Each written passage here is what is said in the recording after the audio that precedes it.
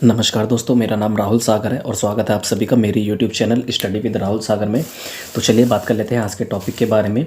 जो आज का टॉपिक होने वाला है वो है हमारा वाइगोस्की का सोशल कल्चरल अप्रोच। मतलब कि वाइगोस्की ने जो सामाजिक सांस्कृतिक विकास का जो सिद्धांत दिया था, जो वाइगोस्की का जो कॉग्निटिव डेवलपमेंट का जो सिद्धांत है उसके बारे में हम डिस्कस करेंगे आज। जैसे कि आप सभी को पता है, हमने पहले जो डिस्कस किया था वो पियाजे का कॉग्निटिव डेवलपमेंट डिस्कस किया था। आज हम वाइगोस्की को करने वाले हैं। तो चलिए टाइम को ना गवाते हुए हम सीधा अपना टॉपिक पर ही आते हैं। चलिए स्टार्ट करते हैं। द लेव S Vygotsky was a Russian social constructivist.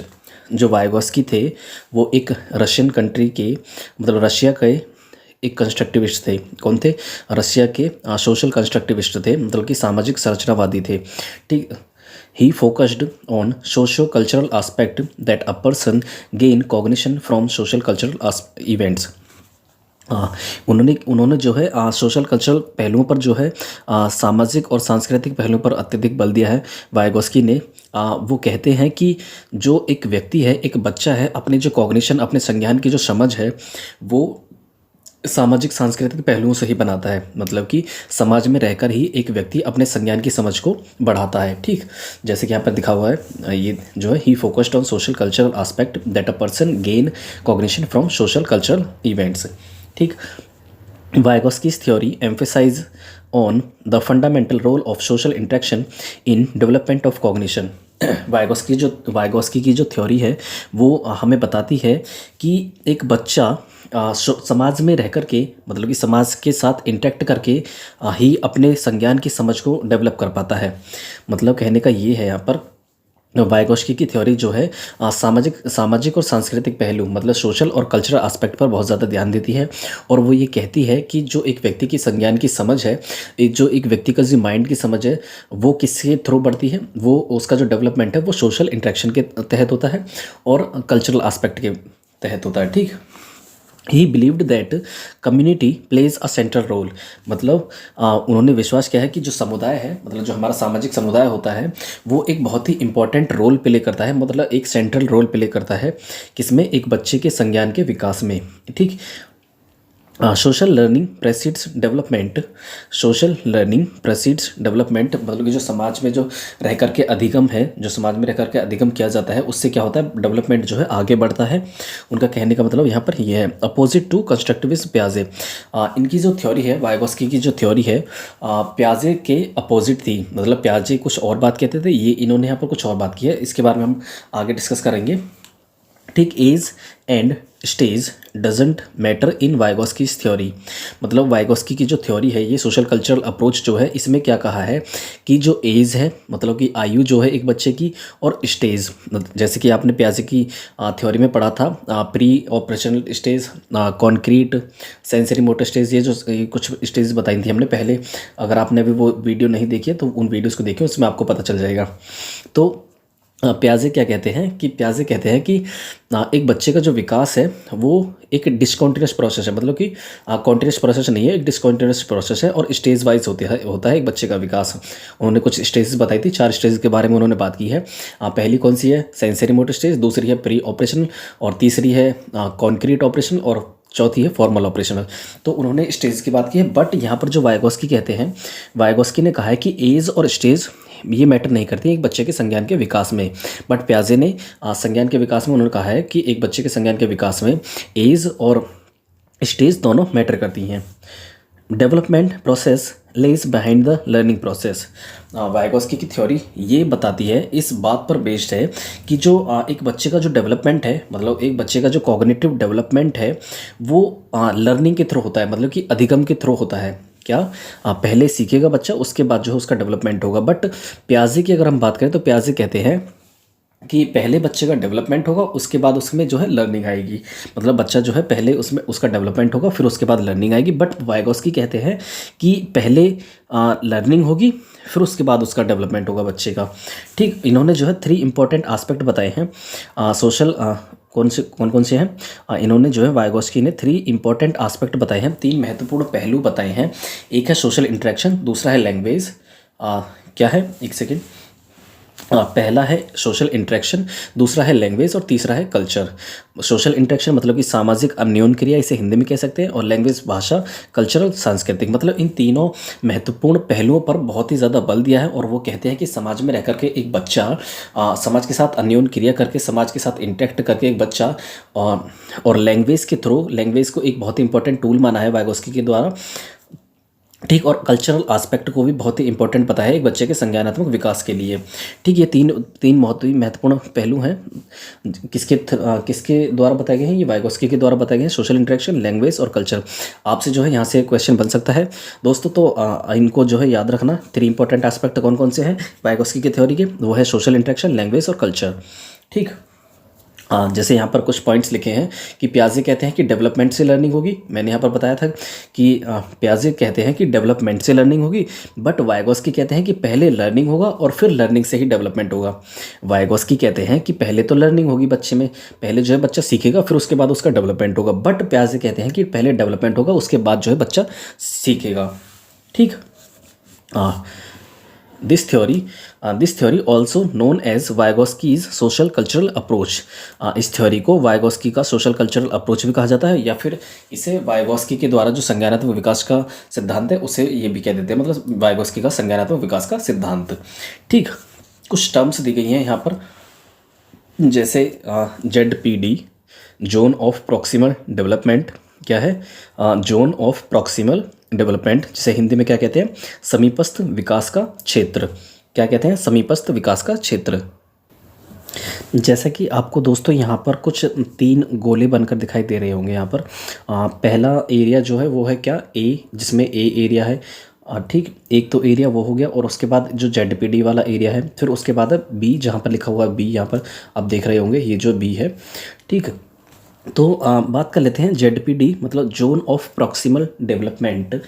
तो बात करें ए वाले एरिया की, आपको यहाँ पर दिख रहा है ये जो ए वाला एरिया है, तो ये वो एरिया है जिसमें बच्चा मतलब वो विकास का एरिया है जिसमें बच्चा जो है बिना किसी की सहायता के कोई भी चीज़ कर सकता है। ये वो वाला एरिया है बिना किसी की सहायता से, मतलब कि जो चीज़ें बच्चा स्वयं से कर सकता है, वो ए वाला एरिया है। मतलब इसे क्या कहेंगे? ए मतलब एक्चुअल डेवलपमेंट। क्या है? ए मतलब कि एक्चुअल डेवलपमेंट का जो एरिया है वो इसके अंतर्गत आएगा। बात करें इससे आगे वाले की, जिसमें क्या है? ZPD, मतलब ZPD वाला जो दिख रहा होगा आपको यहाँ पर, ये जो दूसरा गोला बना हुआ है ये वाला। ठीक, इसकी बात करें तो ये ZPD वाला एरिया वो एरिया है जिसमें जो बच्चा है वो अगर कुछ चीज़ कर सकता है तो वो विद गाइडेंस करेगा। क्या है? ये वो वाला एरिया है जिसमें बच्चा कुछ गाइडेंस के साथ उस चीज़ों को कर पाता है। ए वाला तो एरिया वो हो गया जिसमें बच्चा खुद से कुछ कर सकता है, मतलब खुद से खुद किसी गाइडेंस की कोई ज़रूरत नहीं, किसी हेल्प की कोई ज़रूरत नहीं है ए वाले एरिया में। बट बात करें इसके आगे वाले एरिया की, तो ये वो एरिया है, ये वो विकास का क्षेत्र है जिसमें बच्चा कुछ करेगा बट विद गाइडेंस के साथ। किसी की गाइडेंस मिलेगी तो तभी कराएगा, मतलब किसी की सहायता मिलेगी, किसी की हेल्प मिलेगी तो तभी कर पाएगा। ठीक, और इसी सहायता को क्या कहा जाएगा? स्कैफोल्डिंग कहा जाएगा। क्या कहा जाएगा? इसी सहायता को क्या कहा जाएगा? स्कैफोल्डिंग कहा जाएगा। और जो व्यक्ति उस विकास के क्षेत्र तक जाने के लिए जो सहायता करेगा उसे क्या कहा जाएगा? मोर नॉलेजेबल अदर कहा जाएगा। मतलब क्या कहा जाएगा? मोर नॉलेजेबल अदर कहा जाएगा। जहाँ पर जैसे कि यहाँ पर लिखा हुआ होगा, नहीं यहाँ पर नहीं है, आगे लिखा हुआ है स्कैफोल्डिंग के बारे में और मोर नॉलेजेबल अदर के बारे में। ठीक, तो ए वाला एरिया वो एरिया है जिसमें बच्चा बिना किसी की सहायता से अपने विकास तक पहुंच सकता है। बट अगर ZPD वाले एरिया की बात करें तो ZPD वाला जो एरिया है वो एरिया है जिसमें बच्चा उसमें पोटेंशियल है, बट उसको अगर कुछ सही गाइडेंस मिले तो बच्चा वहां तक पहुंच सकता है।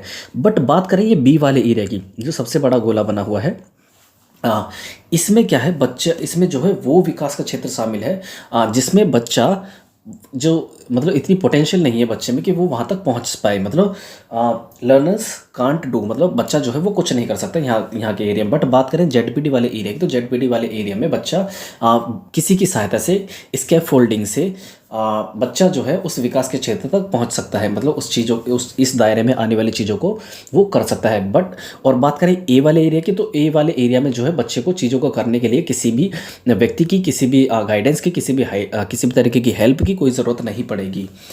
तो अगर ये ज़रूरत पड़ने वाली तो ये कौन से उसमें पड़ने वाली है, वो पड़ेगी जेडपीडी वाले एरिया में। ठीक, जैसे यहाँ पर दिखा गया है, ए वाला एरिया वो है stuff learners can do without any help. मतलब ए वाला जो एरिया है वो ऐसा एरिया है जिसमें बच्चा जो काम कर सकता है वो बिना किसी हेल्प के करेगा। और जो जेडपीडी वाला एरिया है stuff learners can do with support, कुछ सपोर्ट मिलेगी उसे, वो तभी कर पाएगा उस काम को। और बी वाला एरिया मतलब जो ब्रॉड एरिया है, जो बाहरी लेवल है, वो क्या है, learners can't do even with support, मतलब सपोर्ट के साथ भी वो चीज़ें नहीं कर सकता है जो एरिया बी में आती हैं। ठीक, आगे चलते हैं। आगे क्या है, स्कैप फोल्डिंग। क्या है, स्कैप फोल्डिंग। मैंने आपको बताया कि पहले मतलब जेडपीडी वाले एरिया में the zone of proximal development का जो एरिया है उसमें अगर कोई बच्चा मतलब विद सपोर्ट, किसी की सपोर्ट के साथ अगर कुछ कर पा रहा है तो अपने संभावित विकास के क्षेत्र तक पहुंच पा रहा है, तो वो इस स्कैफोल्डिंग के दायरे में रहकर सीखेगा। मतलब कि ये एक तरीके की हेल्प है, the process of help temporary helps to reach the goal. मतलब बच्चे को उसके लक्ष्य तक पहुंचने के लिए एक टेम्पररी हेल्प है जो किसी व्यक्ति के द्वारा दी जाती है। और ये जो व्यक्ति होता है वो कौन कहलाता है, ये कहलाता है मोर नॉलेजेबल अदर। मतलब जो एक तरीके से सपोर्ट करता है, जो हेल्प करता है, वो कहलाता है क्या, मोर नॉलेजेबल अदर। ठीक, MKO refers to the anyone who has better understanding or ability level than the other one. WRT particular task process or concept as doesn't matter. मतलब ये जो मोर नॉलेजेबल अदर पर्सन होगा, इसकी as जो है वो matter नहीं करेगी, वो कितना बड़ा है। बट बात यहाँ पर ये होनी चाहिए कि ये जो मोर नॉलेजेबल अदर है, चाहे वो एज में छोटा हो या फिर बड़ा हो, बट वो उस व्यक्ति से ज़्यादा समझदार हो जिसको वो स्कैफोल्डिंग दे रहा है, जिसको वो हेल्प कर रहा है। ठीक, जैसे यहाँ पे लिखा हुआ है कि make MKO refers to the anyone who has better understanding or ability level than the other one. मतलब जिसको वो हेल्प प्रोवाइड करा रहा है, वो उसकी जो समझ है वो उस व्यक्ति से ज़्यादा होनी चाहिए जिसको वो हेल्प दे रहा है। ठीक, तो मोर नॉलेजेबल अदर हो गया।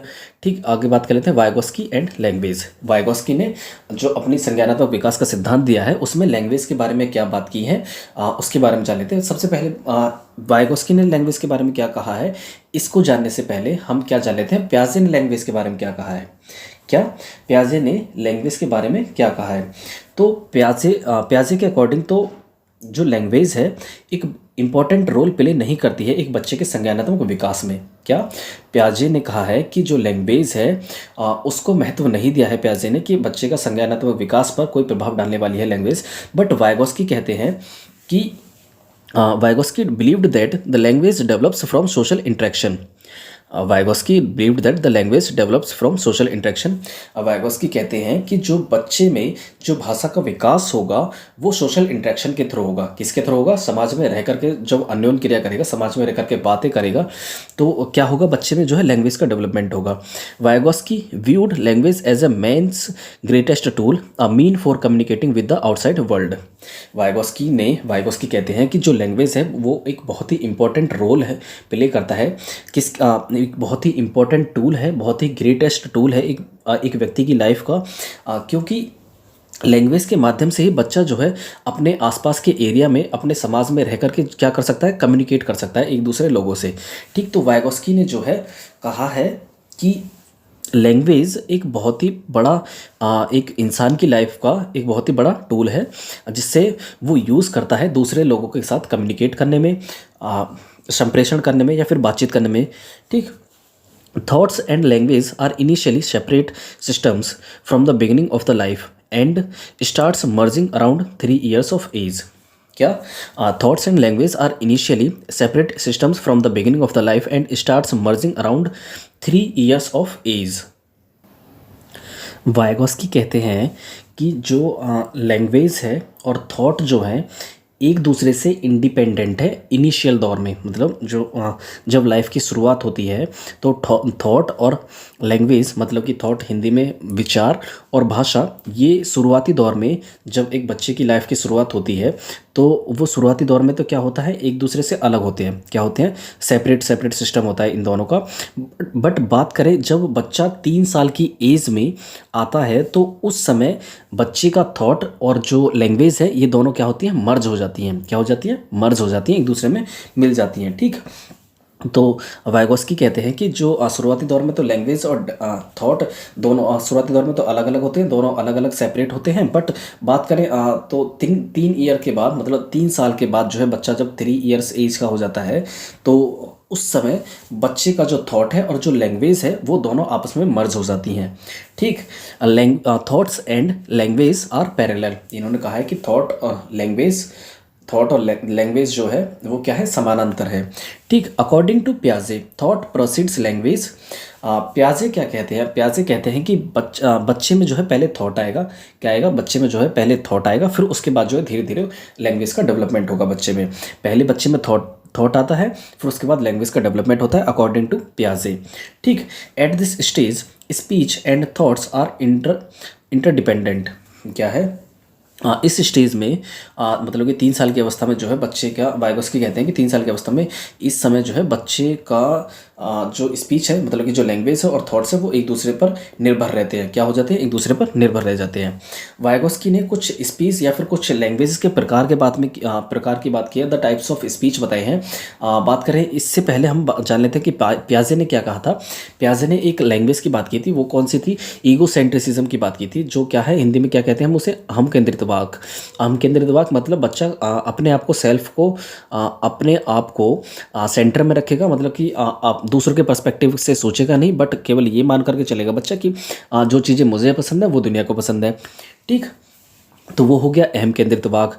बट बात करें यहाँ पर वाइगोस्की की, वाइगोस्की ने जो लैंग्वेज के बारे में बात की है, जो उन्होंने टाइप्स ऑफ स्पीच बताए हैं, कुछ द टाइप्स ऑफ स्पीच बताए हैं, जैसे यहाँ पर दिखा गया है द टाइप्स ऑफ लैंग्वेज बताए गए हैं। इन्हें स्पीच भी बोल सकते हैं, लैंग्वेज बोल सकते हैं। ठीक, Vygotsky gave 3 types of speech. इन्होंने जो है 3 प्रकार बताए हैं किसकी, लैंग्वेज के या फिर स्पीच के।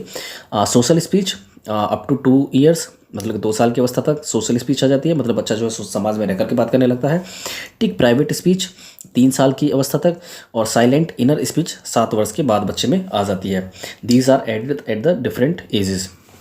ठीक, ये जो है ऐड हो जाती है डिफरेंट एज में। ठीक, बात कर लेते हैं आगे, इसको डिटेल में समझ लेते हैं। सोशल स्पीच क्या है, it is the external communication use to talk to others. Social speech क्या है, 2 साल तक की एज में जो बच्चे में आ जाती है सोशल स्पीच, इसे सामाजिक भाषा भी बोल सकते हैं। ये एक तरीके की ऐसा टूल है या फिर ऐसा सोशल स्पीच जो है किसके लिए यूज़ की जाती है, एक्सटर्नल कम्युनिकेशन के लिए, मतलब बाहरी लोगों से बात करने के लिए। जो बच्चा स्पीच का जिस स्पीच का यूज़ करता है वो क्या है, सोशल स्पीच, मतलब कि समाज में रह करके जो बातें कर रहा है बच्चा, वो किसके अंतर्गत आएंगी, वो आएंगी सोशल स्पीच के अंतर्गत। बात करें प्राइवेट स्पीच की, प्राइवेट स्पीच क्या है, private speech it is directed to self and serves an intellectual function. क्या है प्राइवेट क्या है, बच्चा इस चीज़ को भूल जाइए, मतलब ये जो लिखा हुआ है इसको भूलिए, बात सुनिए। क्या है प्राइवेट स्पीच, क्या है, बच्चा जो है अपने आप से बातें करेगा बट बोल बोल कर बातें करेगा। प्राइवेट स्पीच क्या है, बच्चा जो है अपने आप से बातें करेगा बट बोल बोल कर बातें करेगा, जो चीज़ें बाहर सुनाई देंगी। ठीक, अगर बात करें साइलेंट इनर स्पीच की, क्या करें, बात करें साइलेंट इनर स्पीच की, finally private speech goes underground, diminishing in audibility as it takes on a self-regulating function and in transform into silent inner speech। मतलब बोल सकते हैं कि ये एक तरीके की प्राइवेट स्पीच ही होती है। प्राइवेट स्पीच में क्या होता है कि बच्चा जो है अपने आप से बोल करके बातें करता है, बट साइलेंट इनर स्पीच में क्या होता है, बच्चा अपने आप से बातें करेगा बट मन में करेगा। जो उसकी ऑडिबिलिटी है, मतलब कि जो ऑडियो है, जो वॉइस है वो बाहर नहीं आएगी, वो उसके मन में ही एक तरीके से दबकर रह जाएगी। क्या है मतलब मन मन में ही वो अपने आप से बातें करेगा। बट प्राइवेट स्पीच की बात क्या करेगा, प्राइवेट स्पीच जो है वो प्राइवेट स्पीच क्या होगी, बोलकर बातें करेगा, जो बाहर जो है ऑडियो जो है उसकी सुनाई देगी। बट साइलेंट इनर स्पीच में ऑडियो सुनाई नहीं देती, वो अपने केवल मन में ही सोचता है कि क्या चीज़ें उसे करनी है, क्या चीज़ें नहीं करनी है। तो ये होगी हमारी सोशल स्पीच और प्राइवेट स्पीच और silent inner speech. Social speech वो जो समाज में रह कर के बात कर रहा है, एक दूसरे से जो कम्युनिकेट कर रहा है, वो सोशल स्पीच के अंतर्गत आएगी। और प्राइवेट स्पीच जो खुद से बोल करके बातें कर रहा है, वो प्राइवेट स्पीच होगी। और साइलेंट इनर स्पीच वो होगी जिसमें बच्चा अपने मन में सोच करके बातें कर रहा है, उसमें जो है ऑडियो नहीं है, उसमें वॉइस बाहर नहीं आ रही है। ठीक, बात कर लेते हैं आगे कुछ some more terms to be discussed. ये कुछ टर्म्स दी गई हैं, जैसे आपको दिख रही होंगी यहाँ पर, ये collaborative projects, second cooperative learning, reciprocal teaching, assistive learning और पीयर ट्यूटरिंग। तो बात कर लेते हैं कोलैबोरेटिव प्रोजेक्ट की। ये पूछी भी जा सकती है और नहीं भी पूछी जा सकती। एक तरीके से आप इनको याद कर सकते हैं, एक माइंड में रख सकते हैं। पूछने के चांसेस बहुत ही कम है। Collaborative projects, a group of people work together on a goal. Collaborative जो प्रोजेक्ट है वो क्या होता है, जब एक लोगों का जो एक समूह है, किसी एक गोल को पूरा करने के लिए जब एक साथ काम करता है, तो वो क्या कहलाता है, कोलैबोरेटिव प्रोजेक्ट। बट बात करें यहाँ पर कोऑपरेटिव लर्निंग की, कोऑपरेटिव लर्निंग जो होगी वो क्या होगी, each person is responsible for a portion. इसमें क्या होगा, कोऑपरेटिव जो लर्निंग होगी उसमें क्या होगा, बच्चे के लिए एक अलग अलग पोर्शन, हर बच्चे के लिए एक अलग पोर्शन दे दिया जाएगा। और उसमें जो है उस पोर्शन से रिलेटेड ही उसको जो कार्य होगा वो करना होगा। क्या होगा, the each person is responsible for a portion, मतलब एक पोर्शन के लिए अलग अलग व्यक्ति, मतलब एक पोर्शन के लिए जो उसे पोर्शन दिया गया है काम करने के लिए, उसके लिए वो जिम्मेदार होगा अपना अकेला। बट बात करें कोलैबोरेटिव की, कोलैबोरेटिव वो है जिसमें लोगों का एक समूह किसी एक ही गोल पर मिल करके काम कर रहा है, तो वो होगा कोलैबोरेटिव। और कोऑपरेटिव वो जिसमें एक व्यक्ति के लिए एक पोर्शन दे दिया जाएगा कि आप इस पर काम कीजिए। ठीक, बात करें रेसिप्रोकल टीचिंग की। Reciprocal teaching, the teacher and students collaborate, discuss strategies, summarize questioning, clarifying and क्या student ask questions. Reciprocal teaching की बात करें तो रेसिप्रोकल टीचिंग ये है, मतलब जिसमें कुछ टीचर और स्टूडेंट्स एक दूसरे से सीखते हैं। ऐसा नहीं कि जो टीचर ही केवल बच्चों को सिखाता है, टीचर जो है बच्चों से भी कुछ बहुत सारी चीज़ें सीखता है। तो रेसिप्रोकल टीचिंग वो है जिसमें बच्चे टीचर से सीख रहे हैं और टीचर बच्चों से कुछ सीख रहा है, तो रेसिप्रोकल टीचिंग वो है। ठीक, असिस्टिव लर्निंग की बात करें, असिस्टिव लर्निंग वो ऐसी लर्निंग है, मानकर चलिए कि एक व्यक्ति आपसे कुछ ज़्यादा समझदार है, मतलब उसकी जो मैच्योरिटी है, उसका जो लर्निंग लेवल है वो क्या हो गया, आपसे ज़्यादा है, बट आपका जो उससे थोड़ा कम है, तो वो क्या करेगा, वो आपको किसी चीज़ों को सीखने के बारे में असिस्ट करेगा, आपकी हेल्प करेगा। तो इस तरीके से जो लर्निंग होगी वो क्या होगी, वो असिस्टिव लर्निंग होगी। मतलब कि किसी ज़्यादा समझदार से कम समझदार में, जब किसी चीज़ को समझने के लिए जो ज़्यादा समझदार व्यक्ति है वो कम समझदार व्यक्ति को कुछ हेल्प करेगा, तो वो क्या होगी, एक तरीके से असिस्टिव लर्निंग होगी। ठीक, पीयर ट्यूटरिंग, मतलब कि जब सेम एज के बच्चे आपस में कुछ डिस्कस करके कुछ सीख रहे हैं, मतलब एक सेम एज के जो ग्रुप होगा, वो आपस में कुछ डिस्कस करके कुछ एक्टिविटी करके कुछ सीख रहे हैं, तो वो किसके अंतर्गत आएगा, वो आएगा पीयर ट्यूटरिंग के अंतर्गत। Higher performing student serves as tutor, मतलब इसमें क्या होगा, बच्चे जो है आपस में जो है इंटरेक्ट करके कुछ सीखने की कोशिश करेंगे, इसमें जो है एक्टिव रहेगा बच्चा। ठीक, educational implications, apply task such as collaborative learning, मतलब कोलैबोरेटिव जो लर्निंग है हमें इसको प्रमोट करना चाहिए एक एज ए टीचर, मतलब हमें टीचर होने के नाते हमें क्या करना है, क्या एक तरीके से कोलैबोरेटिव प्रोजेक्ट को प्रमोट करना है, मतलब जिसमें बच्चा क्या करें, जिसमें किसी एक गोल को पूरा करने के लिए एक ग्रुप बना दिया जाए और ग्रुप को क्या कहा जाए कि एक उस गोल को पूरा करने के लिए बच्चों को सिखाया जाए कि एक दूसरे के साथ करके उस गोल को पूरा करें। ठीक, पीयर ट्यूटरिंग भी आप देख सकते हैं कि मतलब बच्चे जो है अपने सहपाठी लोग हैं, जो उसके सेम एज के लोग हैं, बच्चों का जो सेम एज का ग्रुप है, एक तरीके से उसमें रह करके आपस में क्वेश्चंस पूछें, अपनी समझ को बढ़ाएं, एक दूसरे का सहयोग करके। ठीक, स्कैफोल्डिंग, और जहाँ पर आपको कुछ अगर आपको कुछ स्कैप फोल्डिंग देनी है, मतलब जहाँ पर बच्चों को ज़रूरत पड़े कि यहाँ पर इन बच्चों को कुछ दिया जाना चाहिए, मतलब एक तरीके से कहीं पर बच्चे अटक रहे हैं या फिर कहीं पर रुक गए हैं, तो उसमें क्या करना चाहिए, वहाँ पर एक टीचर को स्कैप फोल्ड करना चाहिए, मतलब कि हेल्प करनी चाहिए उसको उस टॉपिक को समझाने के लिए। ठीक। Critical evaluation. क्रिटिकल इवैल्यूएशन क्या है? Assumption that this theory is relevant to all cultures. Assumption that कुछ इवैल्यूएशन किए गए हैं इस थ्योरी के बारे में। इस थ्योरी के बारे में कुछ क्रिटिक्स हैं, मतलब कि इस थ्योरी की कुछ आलोचनाएं की गई हैं। क्या कहा गया है? Assumption that this theory is relevant to all cultures, मतलब इसमें जो है ये सभी सांस्कृतिक पहलुओं पर सही नहीं बैठती है, फिट नहीं बैठती है। इसकी जो क्रिटिक्स है ये है, मतलब कि इस थ्योरी के बारे में कहा गया है कि ये जो सभी कल्चर्स पर क्या है, रेलिवेंट नहीं है। The learning may be from observation, practice and training in effective ways, not only from social cultural events. Vygotsky ने केवल सोशल और कल्चरल एस्पेक्ट पर ही जोर दिया है, बट अदर जो थिंकर्स थे, जो अदर साइकोलॉजिस्ट थे, या फिर जो चाइल्ड डेवलपमेंट की जो प्रणेता थे, जो ज्ञाता थे, उन्होंने कहा है कि लर्निंग को जो सीखने की जो प्रक्रिया है उसको ऑब्जर्वेशन के थ्रू किया जा सकता है, प्रैक्टिस के थ्रू और ट्रेनिंग के थ्रू एक तरीके से इफ़ेक्टिव वेज में इफ़ेक्टिव किया जा सकता है। क्या है? जो लर्निंग होगी एक बच्चे में वो ऑब्जर्वेशन के थ्रू अच्छी हो सकती है, प्रैक्टिस के थ्रू अच्छी हो सकती है, ट्रेनिंग के थ्रू अच्छी हो सकती है, ना कि केवल सोशल कल्चरल एस्पेक्ट से ही बच्चे का जो संज्ञानात्मक विकास है वो डेवलप होगा। तो इसकी क्रिटिक्स है कि ये सभी कल्चर्स में फिट नहीं बैठती है, और कहा है कि, और लोगों ने कहा है कि जो लर्निंग है ऑब्जर्वेशन के थ्रू, प्रैक्टिस के थ्रू और ट्रेनिंग के थ्रू जो है अच्छी होती है, ना कि केवल सोशल कल्चरल एस्पेक्ट से ही।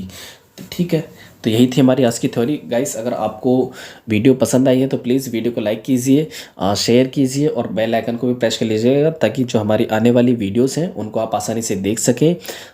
Thanks for watching.